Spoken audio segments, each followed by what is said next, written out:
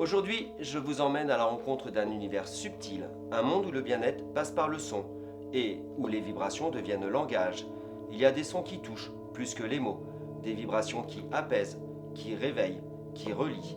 Solène les écoute, les accueille et les transmet. Dans son espace, les bols chantent, les silences se parlent et les âmes retrouvent le chemin du calme intérieur.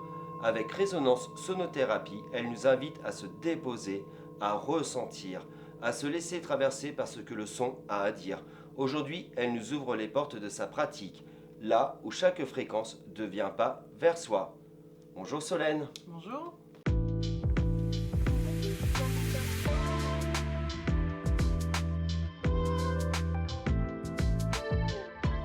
Que de beaux bols nous avons devant nous. Oh, merci.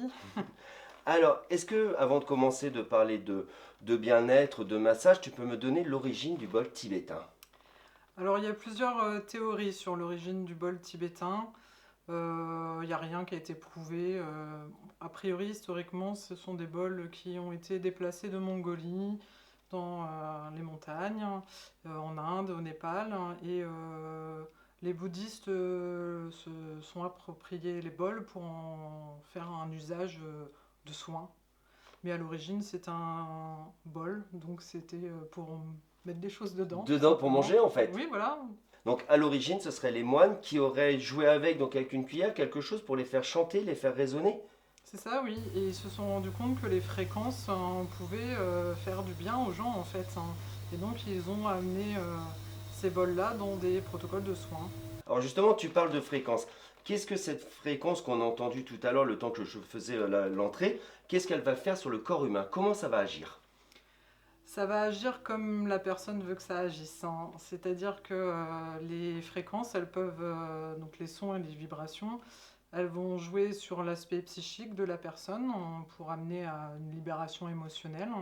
Ça peut jouer également sur le côté physique, hein, puisque quand les sons résonnent et qu'il y a des vibrations sonores, hein, ça amène les cellules du corps humain à vibrer, puisque le corps est composé d'eau et donc l'eau vibre et les cellules vibrent. Et du coup, ces cellules, quand elles vibrent, elles déclenchent un mécanisme qui sécrète des hormones, la dopamine, l'ocytocine, l'endorphine, celles qu'on aime bien pour se D'accord, sentir ouais. bien.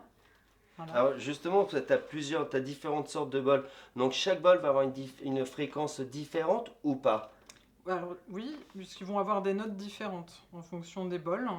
Donc en fonction de si on cherche un son grave ou un son aigu, donc des fréquences hautes, des fréquences basses, hein, on va utiliser tel ou tel bol. Donc quand je suis en massage avec toi, le choix du bol justement est important par rapport à ce que moi je vais ressentir, ce qui va se passer dans mon corps ou pas?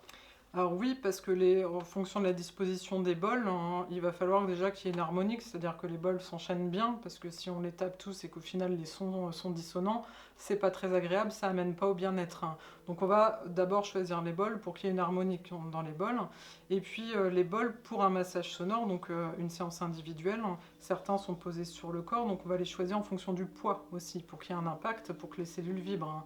Si le poids du bol est trop léger, il y aura moins d'impact, et s'il est trop lourd, c'est pas agréable pour la personne.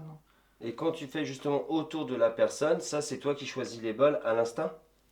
Alors, euh, plutôt oui, le choix des bols, il se fait dans un premier temps en fonction de ce que l'on veut en faire, donc soit de la séance individuelle du massage sonore, soit des voyages, donc des séances collectives.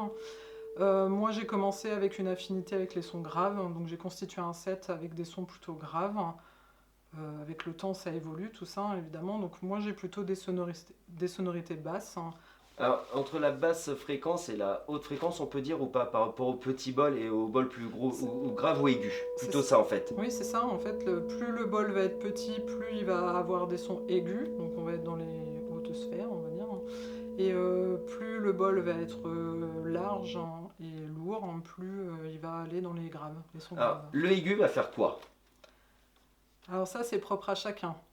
C'est pas défini en fait. Il n'y a pas une physique, on va dire, qui a dit que le petit bol va agir sur ça, le gros bol non. C'est des sons plutôt cristallins, donc ça va plutôt agir sur le Mental. mental, le psychique, hein. Et puis les sons graves, ça va plutôt aller chercher l'ancrage, hein, voilà, l'instinct primaire, hein. et des choses comme ça. Donc ça veut dire qu'une personne, par exemple, qui pense de trop, qui réfléchit tout le temps, irait plus sur de l'aigu ou pas? Pas forcément. Euh, Quand même un peu plus aigu que effectivement des bols d'ancrage, ça c'est sûr, hein. Après, c'est vraiment du ressenti de chacun, hein. Moi, de ce que j'ai pu voir par expérience, il y a des gens qui sont beaucoup plus réceptifs à des bols avec des sons graves, hein. Et ils me disent, oh, le mental, il s'est tellement déposé avec ce bol-là, et pour autant, j'ai pas utilisé de son aigu. Et puis il y en a d'autres, quand il y a du son aigu, oh, c'est génial, je me suis senti partir. C'est vraiment le ressenti de chacun, et ça, on peut pas le prévoir. Alors justement, explique-moi comment se déroule une séance. Alors, pour un massage, hein, donc le massage, c'est une séance individuelle, hein. Je positionne la personne sur un futon de massage, hein, confortablement. Je la recouvre, hein. Et puis je dispose les bols autour de la personne.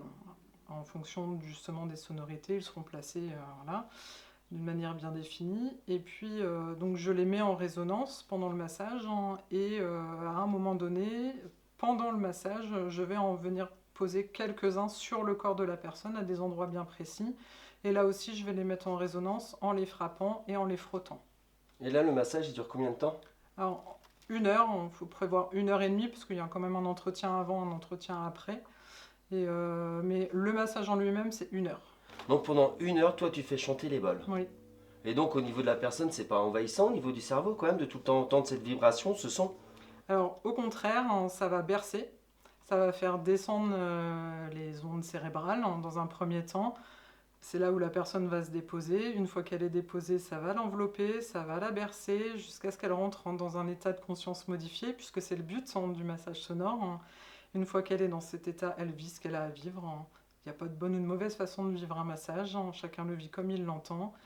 Et à la fin donc, du massage, je viens chercher la personne avec d'autres sonorités, et toujours avec mes bols, hein, et puis je finis par la réveiller, entre guillemets. Alors c'est un peu hypnotique et je reviens sur une chose. Est-ce qu'on peut dire un massage ou plutôt un voyage? Alors, moi j'utilise massage parce que pour la séance individuelle, c'est un massage, hein, puisqu'il y a les bols autour du corps et sur le corps, hein, et ça a vocation d'une relaxation et du bien-être, hein. Donc pour moi, ça sera massage. Ce que je qualifie de voyage sonore, c'est un terme que j'utilise aussi, hein, dans ma pratique, c'est les séances collectives. Et c'est une toute autre expérience en sonore, hein. Ça n'a pas. C'est pas du tout la même chose qu'un massage, hein. Le but est le même, on proposait aux gens de se relaxer, mais le voyage sonore, là, les gens vont être allongés autour des bols, hein. Donc c'est des séances où il y a plusieurs personnes, on peut être 2, on peut être 5, on peut être 8, on peut être 10, ça n'a pas d'importance. Et là, moi, pendant 1 heure, je fais résonner les bols à la manière d'un concert, en fait. C'est un concert immersif, c'est un concert méditatif, c'est un concert de relaxation sonore. Donc là, les gens vont vivre aussi leur propre voyage, vont partir où C'est est-ce ça. qu'ils veulent. Il n'y C'est a ça. pas au début une genre de méditation ou un sujet de défini. Non, c'est vraiment libre cours en fonction de la résonance qu'on va avoir. Alors, avant chaque massage ou chaque voyage, il y a quand même un moment où je fais une relaxation guidée pour commencer la séance. Je les emmène à se poser, à se déposer pour commencer à se relâcher, afin de les préparer à accueillir les vibrations sonores et là rentrer dans le voyage ou dans le massage. D'accord. Et est-ce qu'on pourrait rajouter un autre instrument comme par exemple le tambour chamanique qui est à côté de moi? Alors, dans ma pratique, hein, là, ce que je dis, ça n'engage que mon point de Oui. vue. Je ne juge pas les autres pratiques, je dis pas que c'est bien, je dis pas que c'est mal. Moi, dans ma pratique, hein, je n'utilise pas d'autres instruments, hormis des petits carillons à la fin pour réveiller les personnes, hein, parce que c'est très agréable quand on se réveille d'entendre des carillons. Je considère que utiliser plusieurs instruments, c'est pas mal, hein, mais ça n'engage pas la personne, hein, qui reçoit le massage ou le voyage à partir dans un état de conscience modifié, tout simplement parce que si on change d'instrument pendant la séance, hein, bah, finalement le cerveau va être stimulé par des nouveaux sons à chaque fois. Donc euh, pouvoir partir en méditation profonde ou en relaxation profonde alors que le cerveau est constamment stimulé par des nouveaux sons, ça me semble compliqué. Ça, c'est mon point de vue, ça n'engage que Mais moi. ton point de vue est très intéressant. Ok, donc moi j'utilise que des bols tibétains pour les séances, hein. Toi, c'est le calme et la relaxation. Ouais, la Et douceur. comment tu es tombé dedans? Si on peut dire tomber dans un bol. Un jour, j'ai voulu faire une formation pour moi, juste par curiosité. J'ai toujours été attirée par le domaine du bien-être, hein. Moi, j'ai accueilli des méthodes et des pratiques de bien-être très jeunes, hein, comme la méditation, le reiki, les choses comme ça. J'ai toujours été intéressée. Je me suis dit, bah tiens, la sonothérapie, moi qui suis passionnée de musique et fait de la danse, ça me parle. J'y vais, par simple curiosité. Les seules conditions que je mettais, c'est que la formation soit qualitative et sérieuse. J'ai donc rencontré un formateur exceptionnel, hein, qui est Guillaume Gonin, qui a fondé Silence Sonore, donc qui est formateur en sonothérapie, qui m'a fait rencontrer les bols. Et là, ça a été... Ah, c'est plus qu'un coup de foudre à ce stade, hein. C'est vraiment la révélation de toute une vie. Ils sont rentrés dans ma vie, les bols, et je me suis dit, plus jamais ils n'en sortiront. alors, est-ce que toi, tu en joues régulièrement pour toi? Tous les jours. Tous les jours, tu fais chanter un Tous les bol. jours, je joue avec mes bols. Soit je fais un massage comme ça pour le plaisir à quelqu'un parce qu'il y a quelqu'un de dispo, soit je fais à mon cabinet, soit par pur plaisir de les entendre chanter, je me fais des voyages. Ça peut être un quart d'heure parce que j'ai pas plus, hein. Ça peut être pendant une heure, je joue chez moi. Alors justement, où est-ce qu'on te retrouve pour venir faire un voyage sonore ou un massage? Alors moi, mon cabinet, il se trouve à La Roche-sur-Yon, au 117 boulevard du Maréchal Leclerc.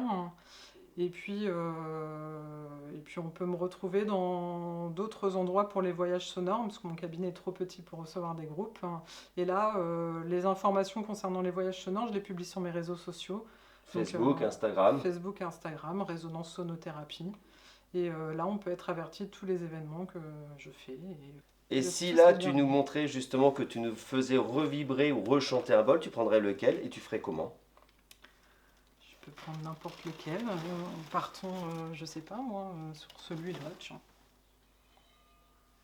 Hop, on va les déplacer.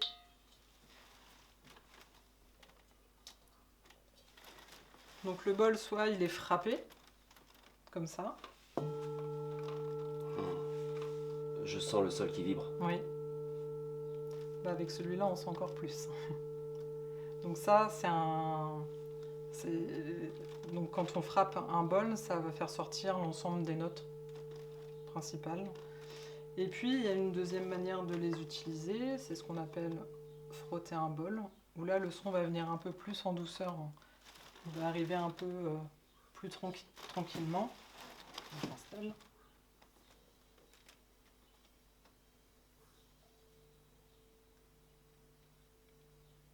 Et là, on peut faire ce qu'on veut avec le bol. C'est-à-dire que je peux rester sur ce son pendant une demi-heure. Je peux l'intensifier ou je peux aller chercher la deuxième note. Donc, la deuxième note va être un peu plus aiguë.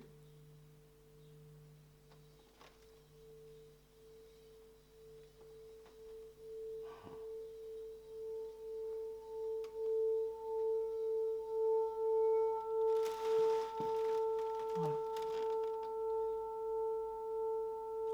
C'est pas du tout la même chose entre le frapper ou le chanter Non. en fait.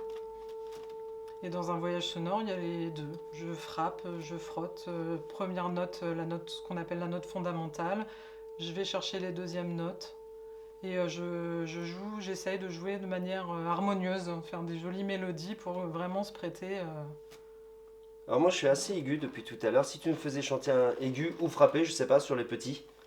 Alors, les faire chanter, les petits, c'est compliqué. Je veux bien essayer. Je vais me positionner plutôt comme ça. Ça sera plus simple pour moi. Hop.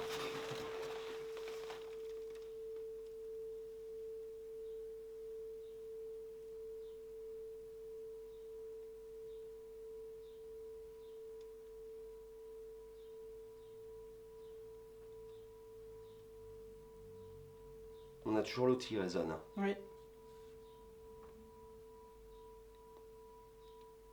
Ça arrive. Le sol est un peu mou. On va le frapper, ça sera plus simple.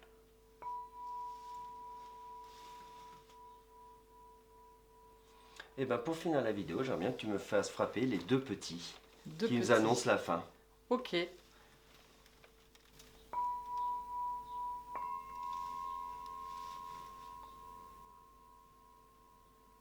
Merci beaucoup Solène. Bah, merci à toi.